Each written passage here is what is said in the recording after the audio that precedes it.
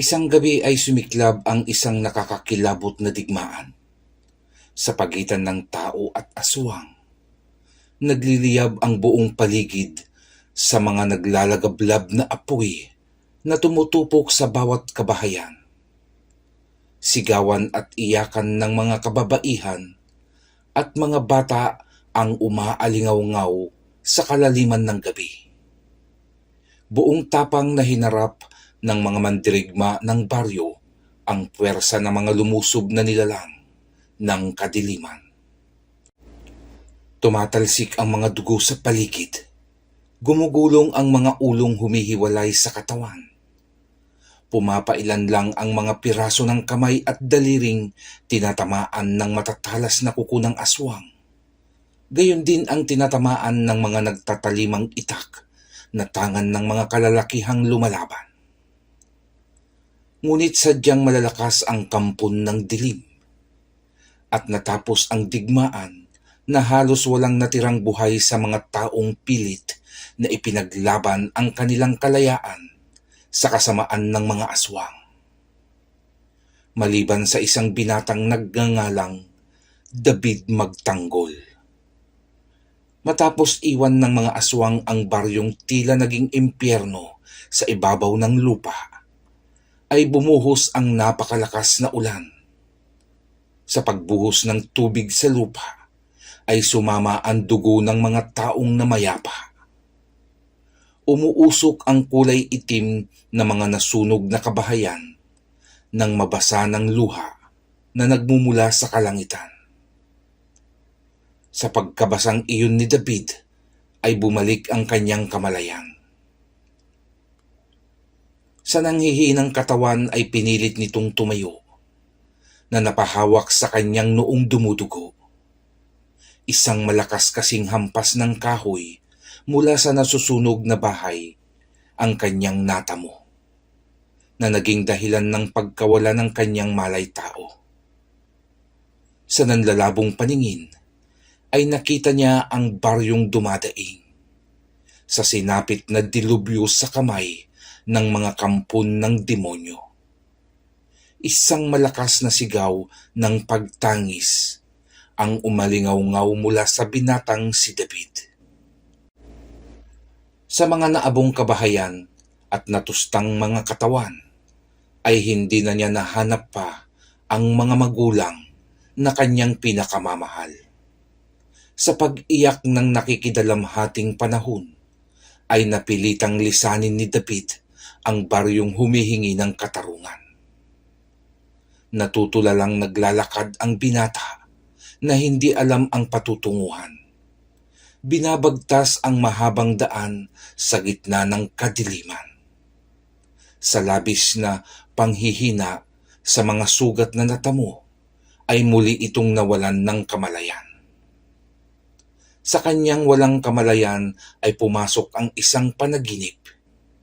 Nakita niyang siya ay kinakausap ng isang matandang hindi niya naaaninag ang mukha dahil sa sobrang liwanag na tumatakip doon. Tanging mga kamay ng matanda ang malinaw niyang nakikita, na iniaabot sa kanya ang isang kwintas. Ngunit nang kukunin na niya ay isang malakas na hangin ang tumangay sa kanya, dahilan upang habol hininga siyang binalikan ng malay tao. Sa pagbalik ng kanyang kamalayan, ay dahan-dahan niyang iminulat ang kanyang mga mata, at doon ay kanyang nakita ang isang matandang nakangiti sa kanya. "Mabuti at nagkamalay ka na, iho. Nakita kita sa gitna ng daan na walang malay tao. Alam kong nangangailangan ka ng tulong sa mga sandaling iyon. Kaya nagpasya akong dalhin ka dito sa aking kubo. Ito, uminom ka ng mainit na kape nang mainitan ang iyong sikmura." "Salamat ho. Anong baryo ho ito at sino po kayo?" "Ako nga pala si Empoy. Ka-Empoy kung tawagin. Nandito ka sa baryo Santa Barbara." "Baryo Santa Barbara? Ang layo na pala nito sa aming lugar." Maganda na ring napalayo ka muna sa lugar niyo, iho. Balita ang nangyaring pananalakay ng mga aswang doon na pinamumunuan ni Diegong Demonyo. Kilala niyo ang pinuno ng aswang na sumalakay sa amin, Ka-Empoy? Paano? Tulad mo, ako'y isang dayo rin dito sa Santa Barbara. Isa ako sa ilang mga tao na nakatakas sa aming baryo nang salakayin ito ng mga aswang sa pamumuno ni Diegong Demonyo. Ibig niyong sabihin, Ka-Empoy, ay iisang samahan ng mga aswang ang umaatake sa ating baryo? Oo, iho. At sa palagay ko, hindi lamang ang ating baryo ang sasalakayin ng mga nilalang, kundi marami pang baryo ang mapipinsala ng mga nilalang na hayok sa laman. Hindi na umimik si David, na napatingin na lamang sa kawalan. Sa kanyang isip ay nabuo ang isang paghihiganti sa pinuno ng mga aswang. Humigpit ang paghawak sa tasang tangan habang nagngangalit ang kalooban. Bahagya siyang napakislot nang magwikang muli si Tandang Empoy. Kung wala kang matutuluyan, iho, ay maaari kang dumito. Ako'y nag-iisa na lamang sa buhay. Wala kang dapat ikahiya kung yan ang nasa isip mo. Alam kong tulad ko'y wala ka na ring kamag-anak. Yun na nga ang nangyari. Si David ay nanatili sa bahay ni Ka-Empoy. Dahil parehas sila ng naging kapalaran, ay naging maganda ang kanilang samahan. Habang si Ka-Empoy ay nangangalakal, si David naman ay namasukang kargador sa pamilihang bayan. Hanggang makilala ni David ang isang binatang tulad niyang kargador, si Pamboy. Isang ulila rin at sa mga bangketa lamang natutulog sa gabi. Pamboy, wala ka bang permanenteng tirahan? Bakit diyan ka sa bangketa madalas natutulog? Wala, David. Mula nang mamatay ang aking magulang, ay palaboy na ako dito sa lansangan. Wala namang kamag-anak ang gustong tumanggap sa akin at pabigat lamang daw ako sa kanila. Ganun? Gusto mo sumama ka mamaya sa akin? Ipapakilala kita kay Ka-Empoy. Mabait yun. Doon ako nakatira sa kanya. Kung gusto mo ay doon ka na lang din sa amin. Baka hindi pumayag yun, pare. Okay na ako dito. Papayag yun. Ako ang bahala sa'yo. Ang kailangan lang, syempre ay tutulong tayo sa mga gastusin sa bahay. O sige, kung papayag si Ka-Empoy, okay ako. Pag-uwi ni David ay kasama na nito si Pamboy. Hindi pa nito na ipapakilala sa matanda, ay agad nang nagwika si Ka-Empoy. Oh, kasama mo pala si Pamboy, ang kilalang palaboy. Oo, Ka-Empoy. May ipapakiusap lang sana ako sa inyo. Walang problema yan, David. Bukas ang pintuan ng muntikong bahay sa mga tulad nating nangangailangan ng tulong.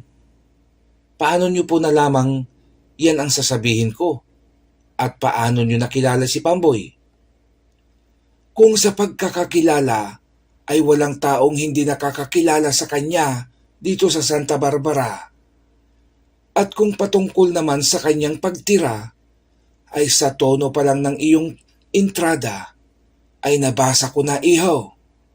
Sa tanda kong ito at sa dami na ng taong nakasalamuha ay nahasa na akong basahin kahit sa kilos pa lamang ng tao. Doon na nga nanirahan si Pamboy. Naging maayos ang samahan ng tatlo. Tulong-tulong sa gawaing bahay at paghahanap buhay.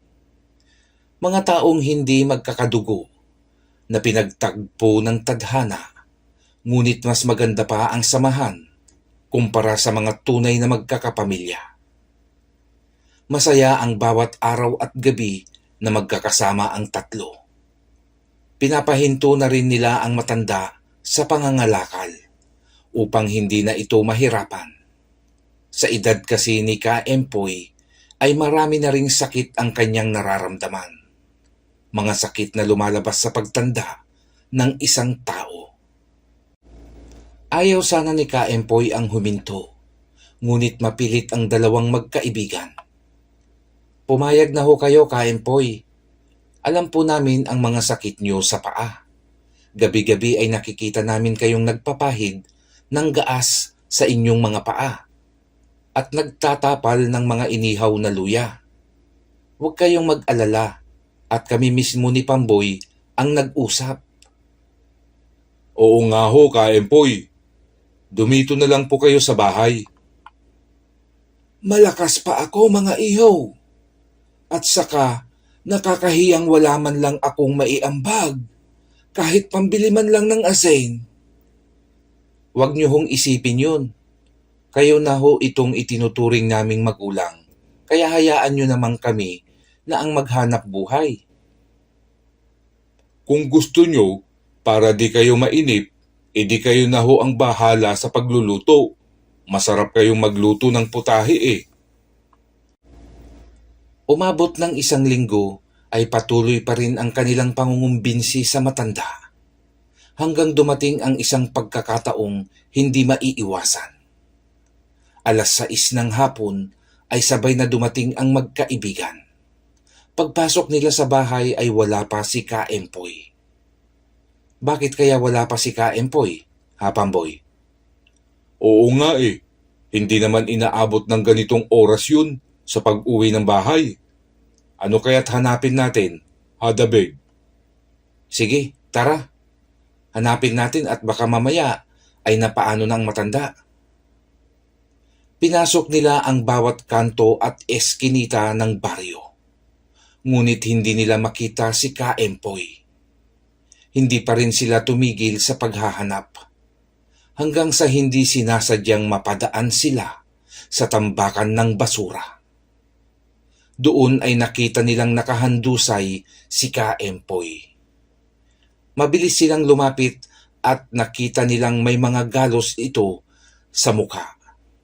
Basag ang labi nito at may black eye sa kanang mata. Ka-Empoy, anong nangyari sa inyo? Sino ang bumugbog sa inyo? Nag-aalalang tanong ni David. Hindi ko kilala, ihaw. Pero may nararamdaman akong kakaibang aura sa kanila. Mukhang nagsisimula na naman si Diego sa paghahasik ng lagim. Hindi na nga nagkamali ang matanda sa kanyang hinala. Kinabukasan ay kumalat ang isang makapanindig balahibong balita. Isang baryo ang muling sinalakay ng grupo nila Diegong Demonyo. Nagpadala ito ng mga kampon niyang aswang at muling pinirwisyo ang baryong binisita.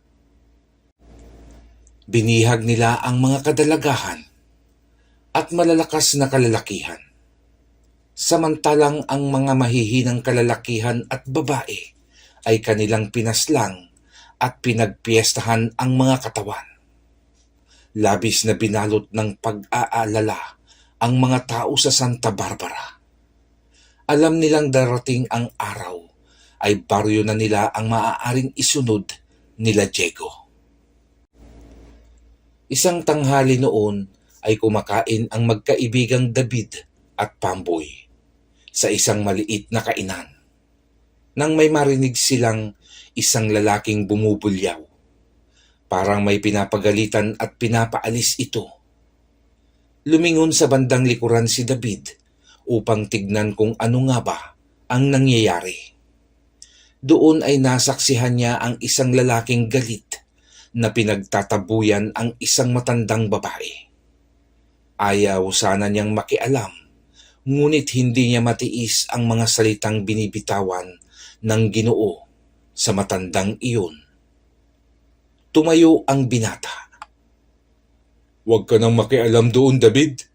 Kilala ko ang lalaking iyon. Siya si Oscar. Mas kilala sa tawag na buwaya. Dito sa palengke, siya ang itinuturing na siga at kinakatakutan. Hindi sumagot si David. Nginitian lamang nito ang kaibigang si Pamboy. Tinungo ng binata ang sulok na parte ng kainan kung saan nakapwestong kumakain si Buwaya. Mawalang galang na pare. Pwede mo namang pagsabihan ng maayos si Nanang. Hindi mo na kailangang ipahiya sa tao at itulak. Uwi ka ng binata at tinulungang makatayo sa pagkakasalampak ang itinulak na matanda. Hoy, binata! Huwag mo akong tuturuan kung ano ang gusto kong gawin dito ha. Ito ay aking teritoryo. At lahat kayong nagtatrabaho dito ay susunod sa akin. At huwag niyo akong papakialaman sa kung ano ang gusto kong gawin. Naintindihan mo? Hindi kita amo, kaya hindi ako dapat sumunod sa gusto mo.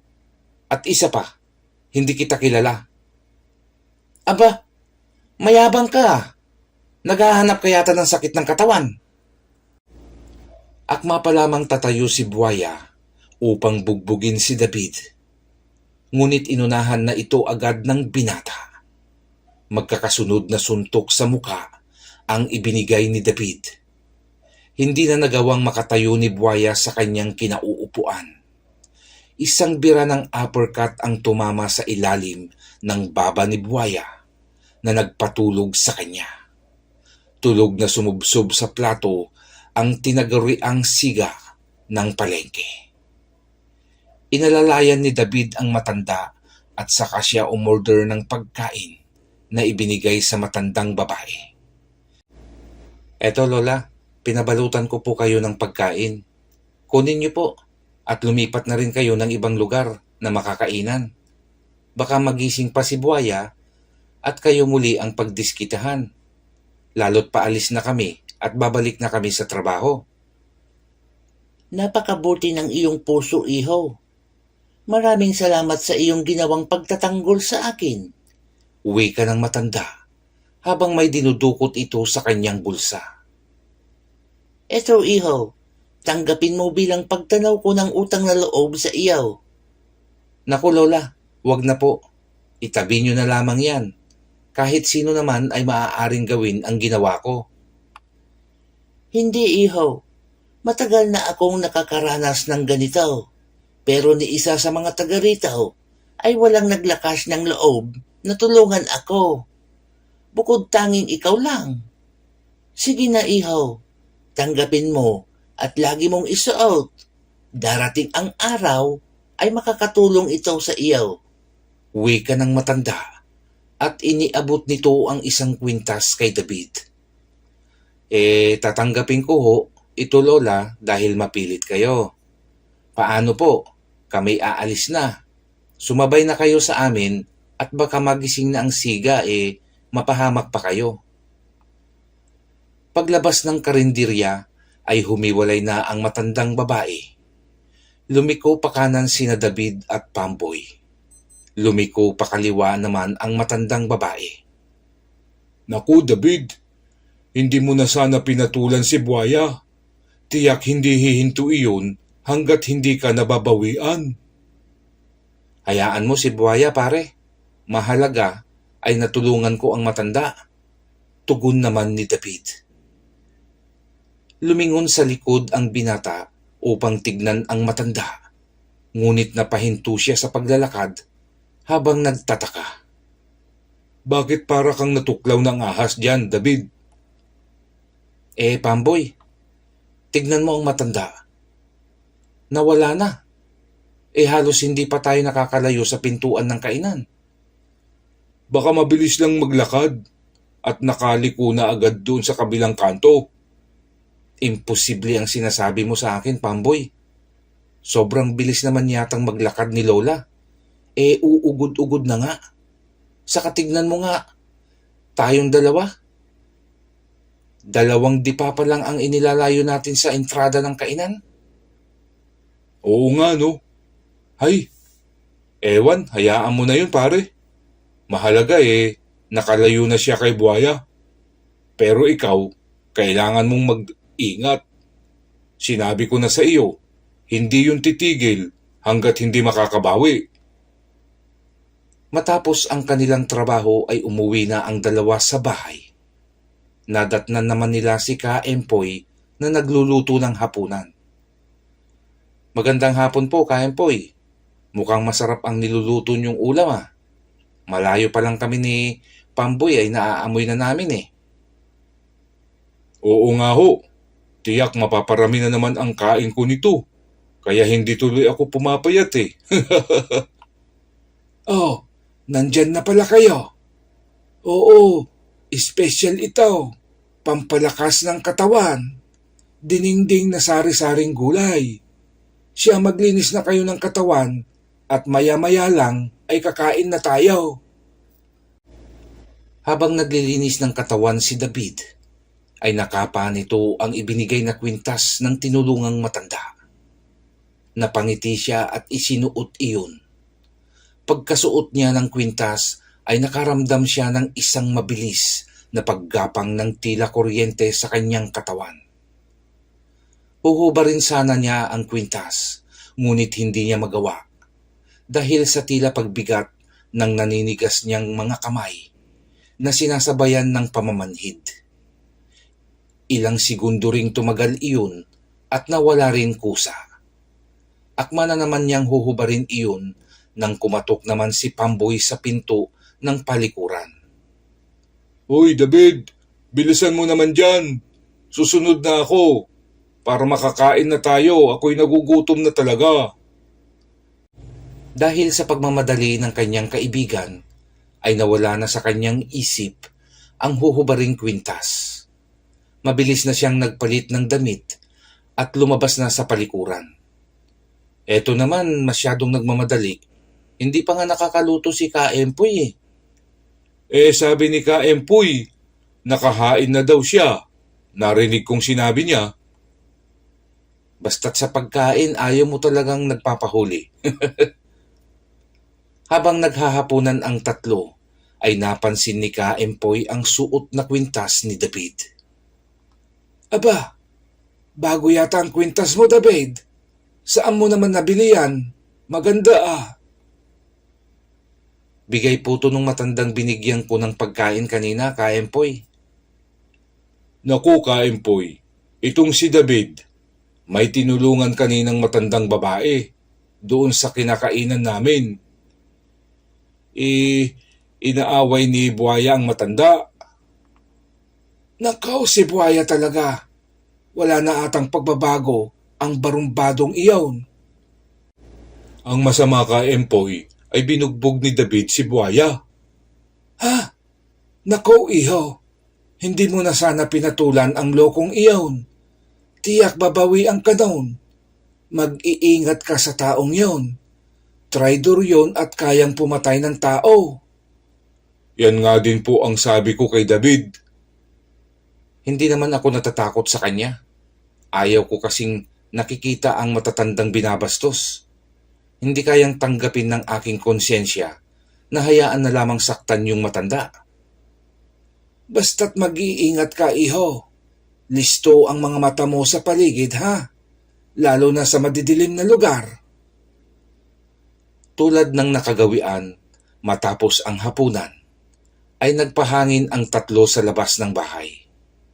Hilig kasi nilang uminom ng kape matapos ang hapunan at tumambay sa ilalim ng punong kaimito sa harapan ng bahay ni Ka-Empoy.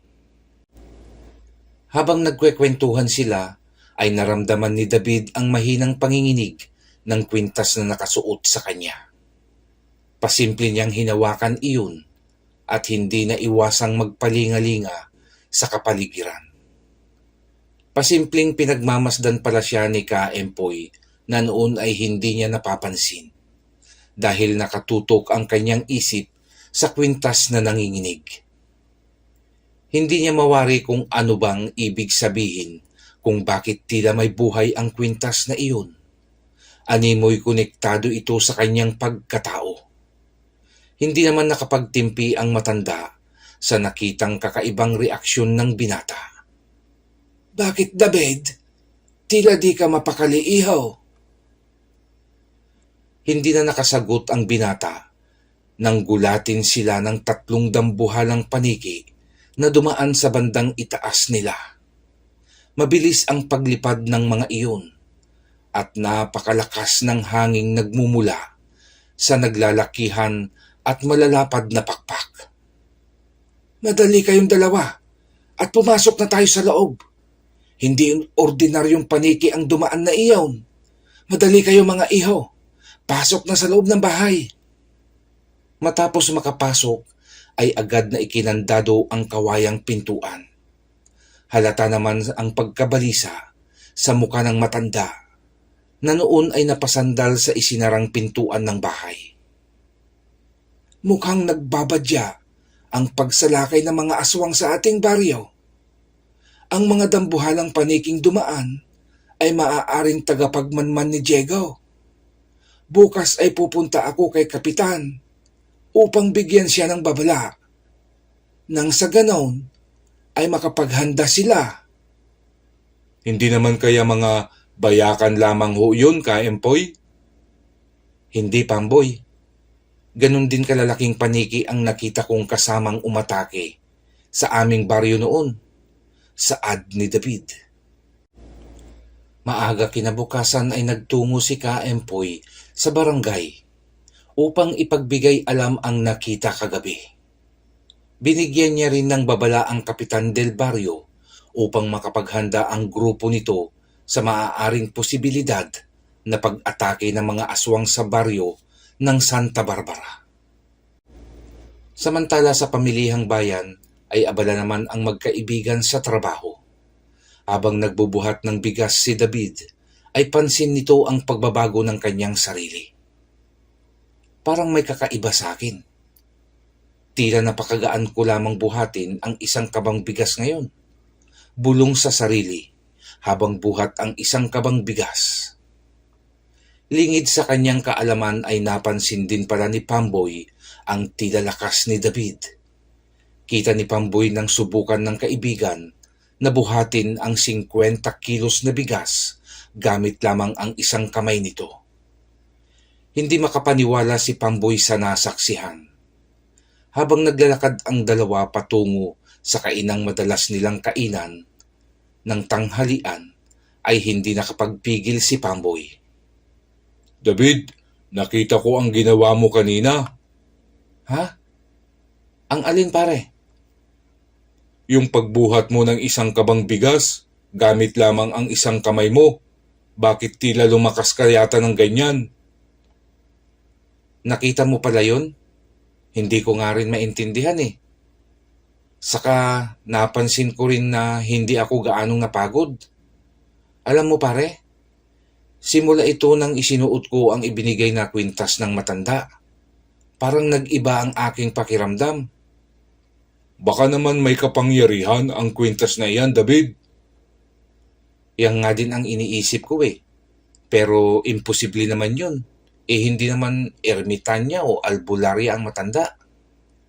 Malay mo naman kung isang diwata ang matanda. Huwag mo na lang ipagsasabi pare. Basta't sa ating dalawa lang ito ha. Kasarapan ng kanilang pagkain noon nang dumating si Buaya. Kasama nito ang dalawang kaibigang maskulado. Hinila nito ang bakanting upuan at umupo sa harap ng kumakaing binata, habang ang dalawang kasama nito ay tumayo naman sa likuran ni Buaya na nilalaro ang kanilang kamao. Hoy, David magtanggol. Malakas din ang loob mo no? Matapos ang ginawa mo sa akin, nakuha mo pa rin magpakita dito sa teritoryo ko. Galit na wika ni Buaya. Buaya, Oscar, pasensya ka na sa kaibigan ko. Hindi naman niya sinasadya ang pangyayari. Huwag kang makialam dito, Pamboy. Baka una ka pang tamaan. Wika ni Buaya. Mali naman kasi ang ginawa mo sa matanda pare. At isa pa, inunahan lang kita. Pasensya ka na. Gago ka ba? Alam mo bang kaparusahan ng ginawa mo sa akin? Ha? Kamatayan bata, ang igagawad ko sa iyo. Alam mo pare, sa lahat ng ayaw ko, yung iniistorbo ang pagkain ko. lalo na kung paborito kong ulam ang aking kinakain. Kaya kung maaari lang sana, ay umalis ka sa harapan ko. Boss, mukhang tigasin ang isang yan. Ano, umpisahan na ba nating pakainin yan ng suntok? Binabastos ka eh. Nang sabihin iyon ng isang barkada ni Buwaya, ay tumayo ito at nagpakawala ng isang malakas na suntok. Padampi na ang kamao ni Buwaya sa panga ni David nang pigilan ni David ang suntok na iyon. Gamit ang kaliwang kamay ay agad niyang dinakot ang kamao ng siga at buong lakas niyang itinulak. Napaatras si Buwaya na napasandal sa dalawa nitong kasama. Agad naman siyang naalalayan ng mga iyon. Muling inatake ng suntok ni Buwaya ang binata, ngunit naiwasan lamang iyon ni David. Sa pag-iwas ng binata ay isang suntok naman ang iginanti nito sa siga ng palengke. Napaluhod si Buwaya at namilipit sa sakit ng tinamaang sikmura. Pasugod naman ang dalawang maskuladong kasama nito. Agad nang tumayo si David at umatake ang binata. Iniwasan nito ang isang malakas na suntok na pinakawalan ng isang maskulado. Sabay tulak paatras. Agad niyang sinuntok ang isang maskulado sa dibdib at tumalsik ito. Dahil sa umiinit na bugbugan sa loob ng kainan, ay mabilis namang nagtayuan ang ibang kumakaing parokyano at nagkumpulan sa isang sulok ng karinderya. Sa pagtayo ng maskuladong itinulak kanina ni David, ay muling bumira ito ng suntok na sinalubong din ni David ng suntok. Nang maglapat ang magkatunggaling kamao, ay tumalsik ang maskuladong kasama ni Buwaya. Namilipit iyon sa sakit dahil sa mga nabaling buto sa daliri. Habang abalang binubugbog ni David ang isa pang maskulado, ay tumayo naman si Buwaya. Mula sa likuran nito ay inilabas ang balisong. Matapos mailabas ang sandata, ay sinugod ni Buwaya ang nakatalikod na David. Mabilis niya iyong inundayan ng saksak. Tumalbog ang balisong na kanyang isinaksak kay David. Agad niya ulit iyong inulit na sa pagkakataong iyon ay mas nilakasan pa ang pag-unday ng balisong. Ngunit bigo siyang bumaon iyon sa katawan ni David. Parang napakakunat ng balat ng binata. Hinarap ni David si Buwaya at hinawakan nito ang talim ng balisong. Mahigpit ang ginawang pagkakahawak ng binata sa talim ng balisong ni Buwaya. Pilit inaagaw ng lalaki ang kanyang balisong, ngunit hindi niya iyon makuha. Nang isang malakas na sampal ang dumapo sa muka nito. Halos umikot ang ulo ni Buwaya sa lakas ng pagkakasampal sa kanya ni David. Ano? Yan lang ba ang kaya mong ibuga? Ganyan ba kalampa ang siga ng palengke? Pang-aasar na wika ni David. Sa nanlalaking mata ni Buwaya, ay sinubukan pa nitong untugin ng noo ang mukha ni David. Ngunit imbis na si David ang masaktan, ay siya pa ang nahilo at napaupo sa sahig na semento. Hinawakan ni David ang kwelyo ng damit ni Buwaya. Sabay hinila nitong patayo ang nahihilong si Buwaya. Simula ngayon ay ayaw ko nang makita ang pagmumukha nyo sa baryong ito. Lisanin nyo na ang lugar na ito at magpakalayo-layo. Nagkakaunawaan ba tayo? Ha, Buwaya? Wika ni David. Sa dugo ang mukha ay tanging pagtango na lamang ang naisagot ni Buwaya sa binatang bumugbog sa kanila. Nagpalakpakan ang mga tao. Natuwa ang mga kapwa nila kargador at iba pang nagtatrabaho at naghahanap buhay sa palengke. Tama yan sa kanya. Para matigil na ang pangingikil ng grupong yan. Ang laki ng katawan Ayaw magbanat ng buto? Wika ng isang lalaking tindero ng karne. Habang papalayo ang grupo ni Oscar Buaya sa baryo Santa Barbara, ay panay naman ang pangungutya ng mga taong nadadaanan nila. At simula ng araw na iyon, ay hindi na muling nagpakita sina Buaya sa baryo. Naging popular si David sa baryo Santa Barbara. Marami ang napahanga ng binata. Pinabilib mo ako, David. Hindi ko akalaing magaling ka pala sa bakbakan, pare. Biro mong napatumba mo ng ganun lang kadali ang mga naglalakihang katawan ng grupo nila Buaya. Alam mo, Pamboy, hindi ko nga rin sukat akalaing makakaya ko ang mga yon. Saka ako man ay nagtataka sa sarili ko, pare. Dahil sa bawat naiiwasan kong atake nila at mga pag-ataking ginagawa ko, ay tila may gumagabay sa akin. Anong ibig mong sabihin? Kusa kasing kumikilos ang aking katawan. Hindi naman ako ganun kagaling eh. Basta't mahirap ipaliwanag, pare. Nang makauwi ang dalawa sa bahay, ay masayang ibinida ni Pamboy kay Kaempoy ang buong pangyayari sa palengke.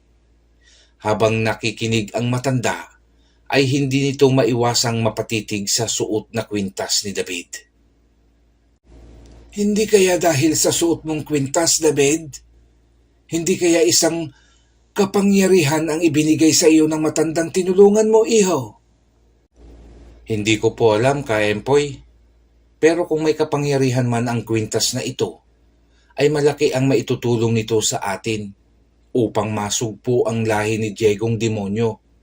Sa oras na masanay ko ang aking sarili, ay ipaghihiganti ko ang mga taong walang kaawa-awang pinaslang at pinahirapan ng mga demonyong iyon. Pero binabalaan kita, David. Hindi basta-basta si Diego. May kakaiba itong kapangyarihang nagmumula sa demonyo. Kaya bago mo maisipang kalabanin ang pinuno ng mga aswang, ay kailangan mong hasain ang iyong sarili sa pakikipaglaban.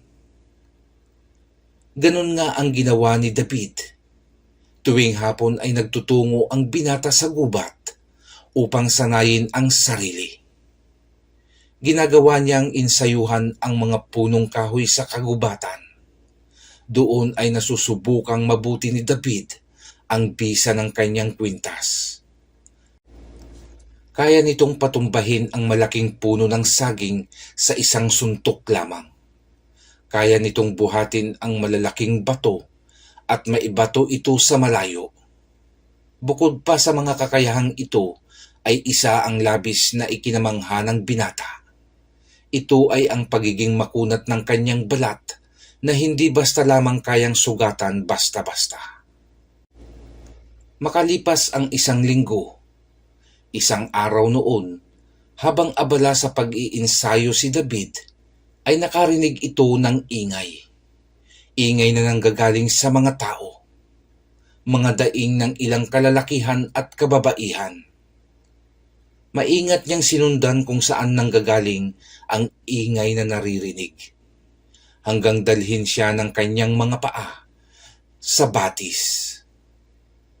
Habang nakatago sa mga puno ay nakita ni David ang kakaibang itsura ng grupong dumudukot sa ilang residente ng baryo Santa Barbara.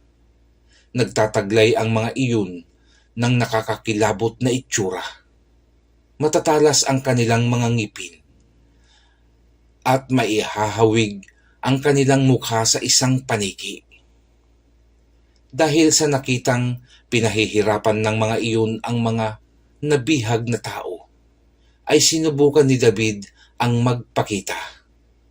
Pinakiusapan ng binata na palayain ang mga tao at wala naman silang ginagawang kasalanan.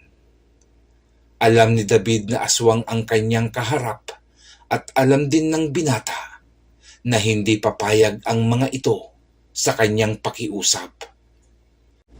Ngunit kanya pa ring sinubukan. Hindi nga nagkamali ang binata. Sa ginawang iyon ni David ay naghalakhakan lang ng malakas ang mga aswang.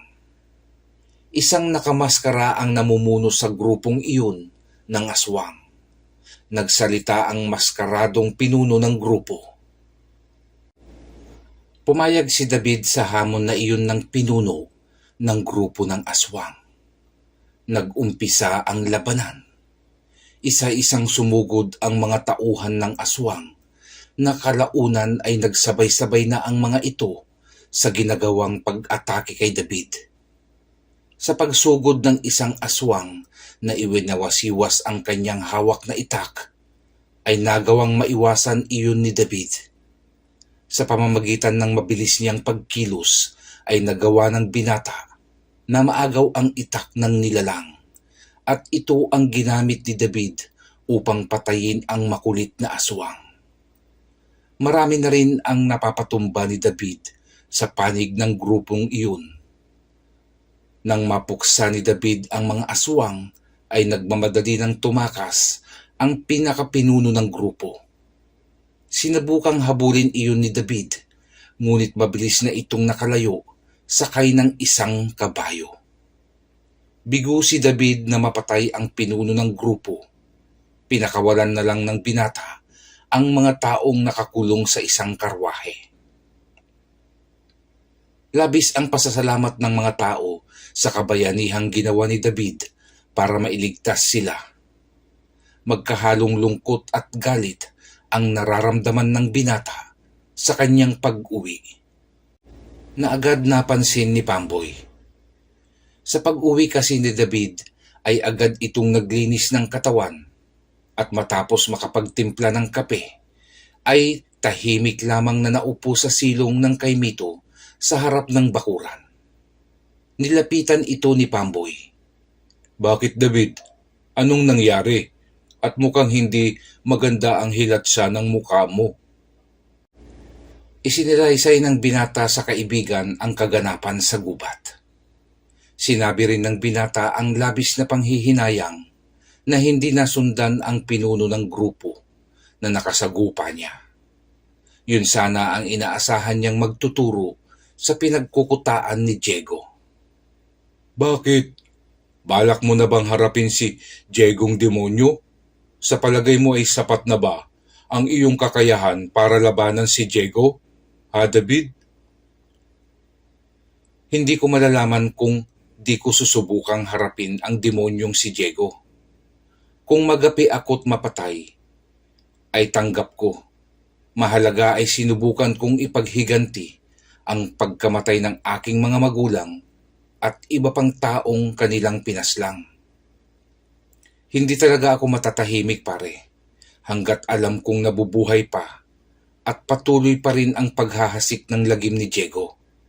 Kailangan ko siyang mapatay. Nagpaalam si David kay Kaempoy. Susubukan niyang hanapin ang kuta ni Diego upang patayin iyon bago pa salakayin ang inuumpisahang baryo ng Santa Barbara. "At saan mo hahagilapin ang kuta ni Diego? Ha, iho?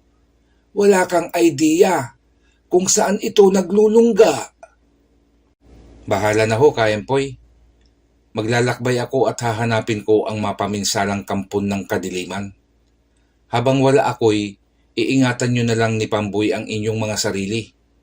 Ipagdasal nyong magtagumpay ako sa aking gagawing pagtugis sa demonyong si Diego." "Kung di ka na talaga papapigil, iho, ay mag-iingat ka na lamang at naway patnubayan ka ng may kapal." "Basta't bumalik ka ng buhay, David. Kung hindi ay hahanapin kita at sasakalin." Pagbibirong saad ni Pamboy, nabakas naman ang kalungkutan sa mukha nito. "Kung papalarin ako ay makakabalik ako ng buhay. Pero kung hindi ay kakainin na lamang ako ng aswang o lupa." Pagbibiro naman ni David sa mga kaibigan. Dala ang konting pagkain ay nag-umpisa na ang binata sa kanyang paglalakbay. Walang konkretong direksyon na patutunguhan. Lumipas ang isang araw nitong paglalakbay ay narating nito ang isang abandonadong baryo. Sunog ang mga kabahayan at wala ng presensya ng tao sa lugar. Tanging naglalakihang uwak na lamang ang kanyang nakikitang nakatitig sa kanya. Patuloy ang kanyang paglalakad. Kung saan siya abutan ng dilim ay doon na siya natutulog. Tanging mga dahon ng puno at mga sariwang talahib ang ginagawa niyang panangga sa malamig na simoy ng hangin sa gabi. Pagsikat ng araw ay muli na naman siyang maglalakad. Ilang baryo na ang kanyang nadadaanan, ngunit gaya ng mga nauna ay abandonado na rin ang mga iyon. Sa pag-ihip ng mainit na hangin sa katanghaliang tapat, ay nakikita niya ang mga abo at alipato na bitbit ng hangin. Ang bawat pagsipol ng hangin ay tila malungkot na musika sa kanyang pandinig sa napakatahimik na paligid. Sa hindi inaasahang pagkakataon, ay isang lumang simbahan ang kanyang natanawan. Nakatirik ito sa malawak na lupaing wala ng kabahayan. Nagtaka ang binata. Bakit may simbahan dito? Ngunit wala namang mga tao ang nakatira sa paligid. Sino ang nagsisimba? Wika ng kanyang isip na nagtataka. Ipinagpatuloy niya ang kanyang paglalakad hanggang marating ang lumang simbahan na gawa sa konkreto ang dingding. Bakas ang sunog na dingding ng simbahan dahil sa uling na iniwan ng nagdaang lagablab ng apoy. Sa nakasarang pintuan ay marahan siyang lumapit. Sinubukan niyang iyong itulak at himala namang bumukas. Sumilip siya sa loob, ngunit tanging kadiliman ang kanyang nakikita. Tao po, may tao po ba dito? Pagtawag ng binata, ngunit walang sumagot. Paalis na siya at wala nang balak pasukin pa iyon nang bigla siyang makarinig ng kaluskus at mahinang pag-ubo sa loob. May tao ba diyan? Tao po. Narinig ko ang iyong pag-ubo, wika ni David. Itinulak niya ang pintuan upang bumukas ito ng maluwag at pumasok ang liwanag. Nakita niya ang maalikabok na mga upuan ng simbahan, ang mga sapot at agiw ng gagamba sa lumang bubungan, ang mga imahe ng santo at ni Hesukristo sa altar na kinakain na rin ng dumi dahil sa hindi na ito nalilinisan. Nag-antanda si David bilang paggalang sa mga imaheng nasa altar. Naglakad siya palapit sa maalikabok na altar. Habang naglalakad siya, ay isang tinig ang kanyang narinig. Anong ginagawa mo sa lugar na ito? Tanong ng tinig na iyon. Napahinto si David at agad humarap sa kanyang likuran, kung saan nagmumula ang tinig na narinig. Mula sa likod ng pintuan ay nakita niya ang isang lalaking nakatayo at mukhang nanghihina. Magandang araw po. Napadaan lang ho ako dito. Nakita ko kasi itong simbahan. Nagtaka ako dahil nag-iisa itong nakatirik. Dito sa malawak na lupaing wala namang kabahayan. Marahang lumapit ang lalaki. Habang lumalapit ito, ay nagiging malinaw ang kanyang imahe. Isa itong matandang pari. Bago sa lakayin ng mga aswang ang lugar na ito, iho, ay napapaligiran ng mga kabahayan at masayahing mga tao ang simbahang ito.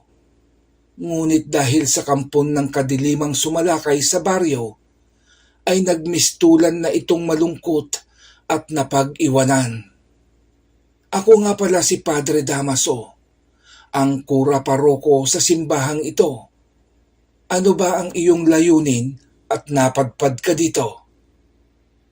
Ako ho si David, isang manlalakbay. Hinahanap ko ang lungga ni Diego, ang pinuno ng isang tribo ng aswang. "Bakit mo siya hinahanap? Isa ka ba sa tauhan ni Diego?" Hindi po, Padre Damaso. Ako po'y isang ordinaryong mamamayan na nais maghiganti sa ginawang pagpaslang ng halimaw sa aking mga magulang. Mahaba ang kanilang naging kwentuhan at sa simbahang iyon na nagpalipas ng gabi si David. Sa pakikipag-usap nito sa pare ay marami siyang nalamang kwento patungkol kay Diego at sa mga baryong sinalakay nito. Ang mga taong kanilang dinudukot at ginagawang alipin, ang mga babaeng ginagawang punlaan ng kanilang lahi. Ipinakita rin nito ang isang silid ng simbahan kung saan nakalagay ang mga kalansay ng iba pang pare na kasama ni Padre Damaso sa simbahan. Ayon pa sa pare, ay tanging siya lamang ang naiwan dahil nakuha nitong makapagtago sa itaas na bahagi ng kampanaryo. Pagsapit ng umaga ay nagpaalam na si David kay Padre Damaso. Palabas na ang binata sa simbahan nang bigla siyang habulin ng pare. "Sandali, iho. Kunin mo ito at makakatulong ang sandatang ito sa gagawin mong pagpaslang kay Diego." "Ano ho ito, Padre?" "Isang punyal na gawa sa bakal ng nasirang kampana. Ito ang gamitin mo upang tuluyan ng maglaho ang kampon ng demonyo." "Marami pong salamat, Padre. Hayaan niyo po at makakaasa kayong ito ang gagamitin kong pamatay kay Diego." Muli na namang tinahak ni David ang mahabang daan. Sinundan niya ang direksyong sinabi ni Padre Damaso. Lumipas pa ang 2 araw at gabi at sa wakas ay narating ni David ang tribo ni Diego. Maingat na nagkubli ang binata sa matataas na puno. May ilang metro ang layo sa bukana ng tribo ng mga aswang. Pinagmasdan at pinag-aralan ng binata ang galaw ng mga nagbabantay na tauhan ni Diego. Nakita ni David ang pagiging kampante ng mga ito. Maluwag ang klase ng kanilang pagbabantay, bagay na naisip niyang samantalahin. Isinunod niyang matyagan ang mga kubo. Kailangan niyang malaman ang eksaktong lokasyon ng bahay na kinaroroonan ni Diego. At sa oras na mapasok niya iyon, ay paniguradong kasama na ni Diegong demonyo na maaabo ang kanyang mga kampon. Buong araw ay doon lamang iginugol ni David ang kanyang atensyon. Gumawa ang binata ng mapa ng tribo sa kanyang isip upang mas madali niyang marating ang kinaroroonan ng pinuno. Sumapit ang takip silim. Sinimulan ni David akyatin ang isang punong kahoy. Doon ay tanaw niya ang nagsisimula ng paghahanda ng mga aswang na inatasang manalasa na naman sa mga kanayunan. Nang makita niyang makaalis na ang mga ito, ay sinimulan na ni David ang pagsalakay. Dahan-dahan siyang lumalapit, pakubli-kubli sa mga damo at malalaking puno. Hindi nagtagal at nasa bukana na siya ng tribo.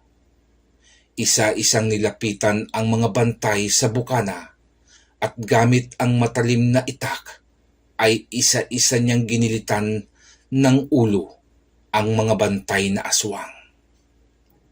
Matagumpay niyang napasok ang kuta ni Diego. Sinikap niyang makalapit sa bahay na kinaroroonan ni Diego. Dumaan siya sa likod ng mga bahay. Gumapang siya sa mga silong at pinapatay ang mga aswang na nakakakita sa kanya at humaharang sa kanyang landas. Malapit na siya sa bahay ni Diego nang makasalubong niya ang isang mangkukulam na alagad ni Diego. Parehas silang natigilan at nagkatitigan, nagpakiramdaman Tanging mga mata lang ng dalawa ang tila nag-uusap. Parehas na naghihintay ng tamang pagkakataon na makagawa ng maling aksyon. Nang mapansin ni David ang marahang paggalaw ng mga labi ng mangkukulam. Alam ng binata na umuusal iyon ng isang tigalpo na ibabato sa kanya. Isang mabilis na pagkilos ang ginawa ni David. Ibinato nito ang hawak niyang itak at dire-diretso itong tumama at bumaon sa pagitan ng mga mata ng mangkukulam. Dahilan upang ikamatay nito nang nakadilat ang mga mata. Nagpalingalinga ang binata sa paligid. Nang masigurong wala ng aswang ang makakasalubong, ay agad na nitong tinungo ang bahay ni Diego. Sa kanyang pagpasok sa loob ay sinalubong siya ng napakabahong amoy. Amoy na nabubulok na laman. Isang silid ang kanyang pinasok at doon ay nakita niya si Diegong nakaluhod sa isang altar na may nakabaliktad na krus. Marahang lumapit si David. Iniingatan niyang makagawa ng ingay. Akma na sanang sasakalin ni David si Diego nang bigla na lamang siyang sunggaban nito. Isang mabilis na pagkilos ang ginawa ni Diego. Binuhat nito si David at inihagis sa poste ng bahay. Ramdam ni David ang sakit ng likod na tumama sa haligi ng bahay. Sa kanyang pagbagsak sa sahig, agad din siyang tumayo. Sa pagtayo ni David, ay nasa harapan na agad niya si Diego. Isang suntok sa sikmura ng binata ang ginawa ng aswang, sabay sakal nito kay David, na nagawa pang iangat ang binata gamit lamang ang isa nitong kamay. Akala mo yata pangahas na binata na hindi ko naramdaman ang iyong presensya. Sa akala mo, ako'y pipitsuging aswang lamang? Ha? Sinubukang abutin ni David ng suntok si Diego, ngunit hindi niya maabot ang mukha nito. Ibinalibag siya ng aswang palabas ng bahay. Bumagsak siya sa lupa at nagpagulong-gulong dahil sa lakas ng pagkakahagis sa kanya ni Diego. Napalingon ang mga aswang na nasa labas. Galit na nagsipag-angilan ang mga iyon nang makita nila si David.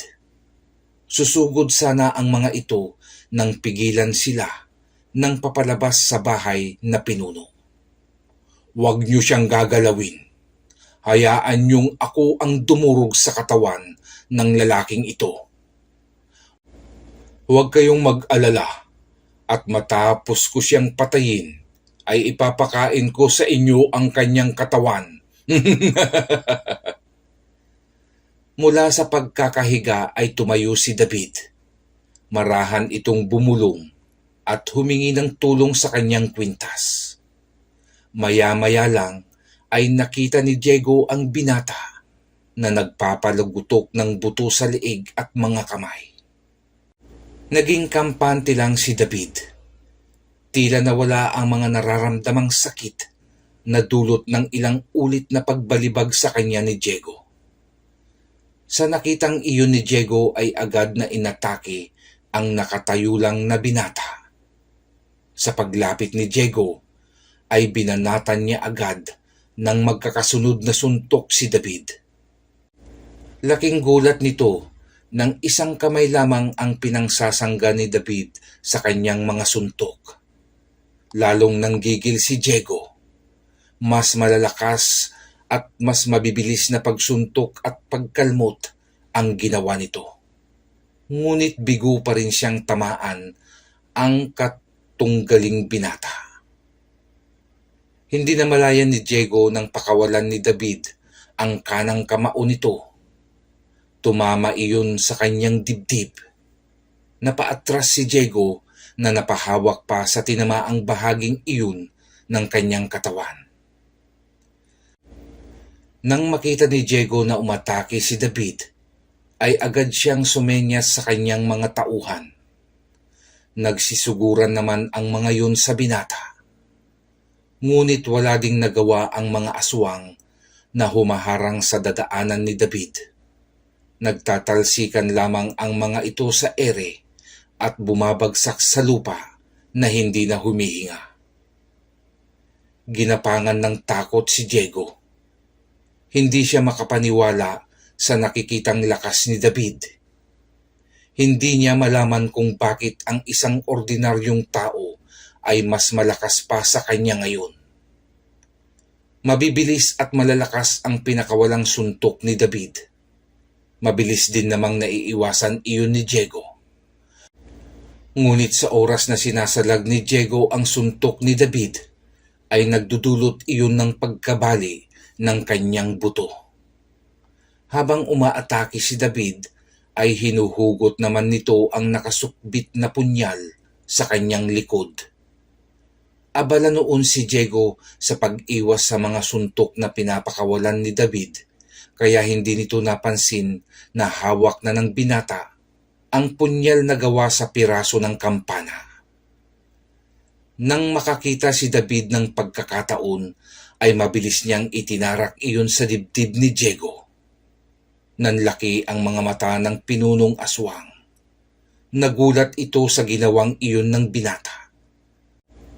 Naramdaman ni Diego ang pagpasok at paggapang ng kuryente sa kanyang katawan. Pumutok ang kanyang mga laman at balat. Lumabas ang liwanag sa kanyang bibig at sa kanyang mga mata. Sa muling pagdiin ni David sa punyal, ay tinamaan na ang puso ni Diego. Bumaon ang matulis na dulo ng punyal sa puso ni Diego. Kasabay nun, ang pagsambulat ng buo nitong katawan. Kung ano ang nangyari sa pinunong aswang, ay ganun din ang nangyari sa mga natitirang tauhan nito. Maging ang mga aswang na inutusan sa mga nayon ay bigla na lamang nagsisabugan ang mga katawan. Makikita naman ang kaligayahan sa nakangiting si David. Masaya ito dahil nagtagumpay siyang mapuksa si Diego, 10 ng mga tauhan nito. Bago umalis si David sa tribong iyon ng mga aswang, ay sinunog din nito ang lahat ng mga kabahayan. Mula sa nagliliyab na tribo ay makikita ang paglalakad palayo ni David. At makaraan ang 5 araw na paglalakbay, pabalik sa baryo ng Santa Barbara, ay nakarating din si David, bit-bit ang magandang balita sa kanyang mga kanayon. Wala ding mapagsidlan ang labis na kasiyahang nararamdaman ni Ka-Empoy at Pamboy, na agad sinalubong ang kanilang kaibigang si David magtanggol. Sana po ay naibigan niyo ang ating kwento mga kakilabot. Huwag po sanang kalimutang ambunan ng like at subscribe ang inyong lingkod. Malaking tulong po ito sa akin.